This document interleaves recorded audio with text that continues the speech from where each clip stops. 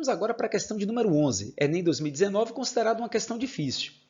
O objetivo de recipientes isolantes térmicos é minimizar as trocas de calor com o ambiente externo. Essa troca de calor é proporcional à condutividade térmica K e à área interna das faces do recipiente, bem como à diferença de temperatura entre o ambiente externo e o interior do recipiente, além de ser inversamente proporcional à espessura das faces. Bom, o que a questão está falando aí é a respeito da lei de Fourier, que nos diz que o fluxo de calor ao longo de um material condutor depende de 4 elementos: a condutividade térmica do material, K, a área das faces do material, a variação de temperatura entre a parte interna e a parte externa do material, ΔT, maiúsculo, e a espessura, que chamaremos de E. Além disso, nós sabemos também que o fluxo térmico φ pode ser calculado a partir das características da fonte que está fornecendo o calor. É a quantidade de calor trocada num determinado intervalo de tempo ΔT minúsculo. É o mesmo fluxo, é a mesma potência, apenas calculado de maneira diferente. Vamos então continuar a questão. A fim de avaliar a qualidade de dois recipientes A e B, de faces de mesma espessura, um estudante compara suas condutividades térmicas Ka e Kb. Para isso, suspende dentro de cada recipiente blocos idênticos de gelo a 0 graus Celsius, de modo que suas superfícies estejam em contato apenas com o ar. Após um intervalo de tempo, ela abre os recipientes enquanto ambos ainda contêm um pouco de gelo e verifica que a massa de gelo que se fundiu no recipiente B foi o dobro da que se fundiu no recipiente A. Então, nós temos aí dois recipientes, dois sólidos. O recipiente A, vamos desenhar, é um sólido cúbico.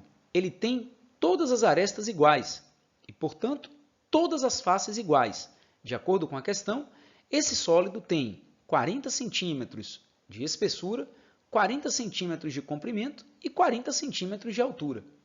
Já o recipiente B, que também é um sólido, mas não é um sólido cúbico, ele tem as seguintes dimensões: 60 por 40 por 40. O que isso quer dizer? Isso quer dizer que ele tem 60 de comprimento, 40 de espessura e 40 de altura.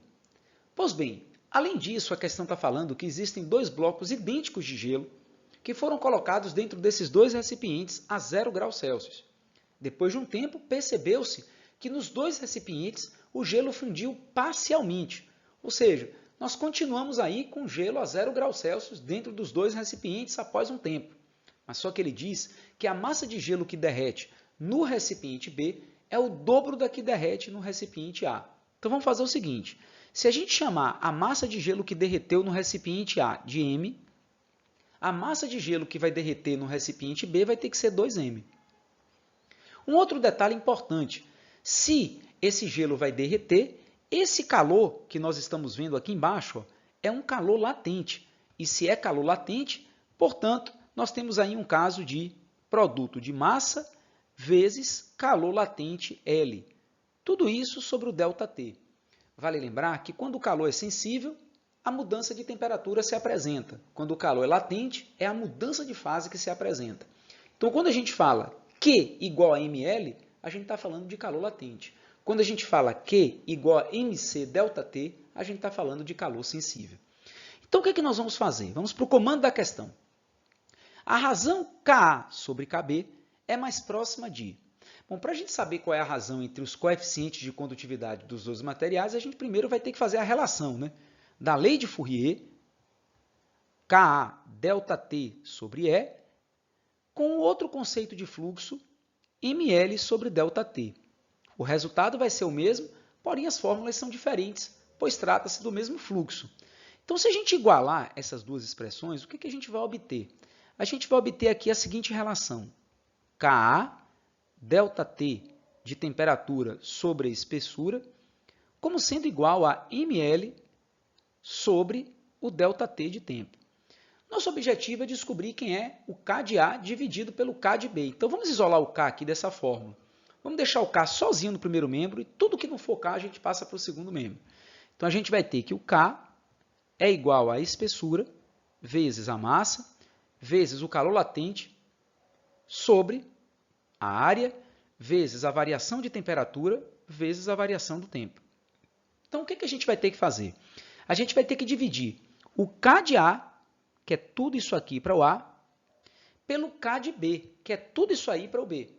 Então, como é que vai ficar isso?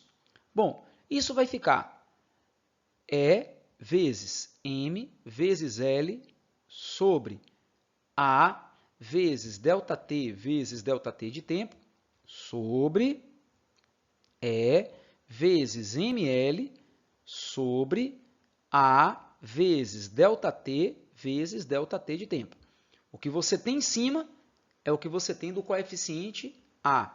O que você tem embaixo é o que você tem do coeficiente B. Então, é essa divisão que a questão está querendo.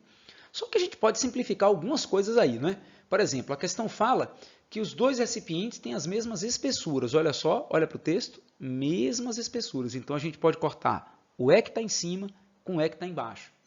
Outro detalhe importante, o calor latente de fusão do gelo é o mesmo para os dois, porque nós temos dois blocos de gelos idênticos. Então, a gente pode cortar o L que está em cima com o L que está embaixo. A gente também vai poder cortar aqui a variação de temperatura e a variação do tempo.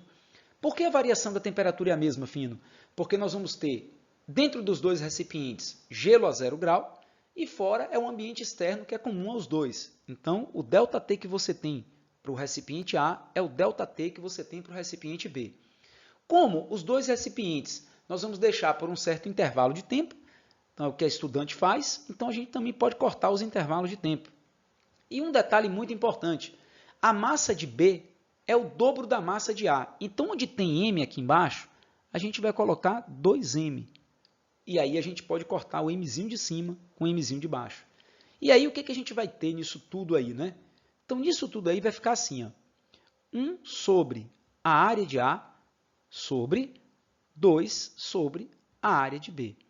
Na divisão de frações, a gente conserva a primeira e multiplica pelo inverso da segunda.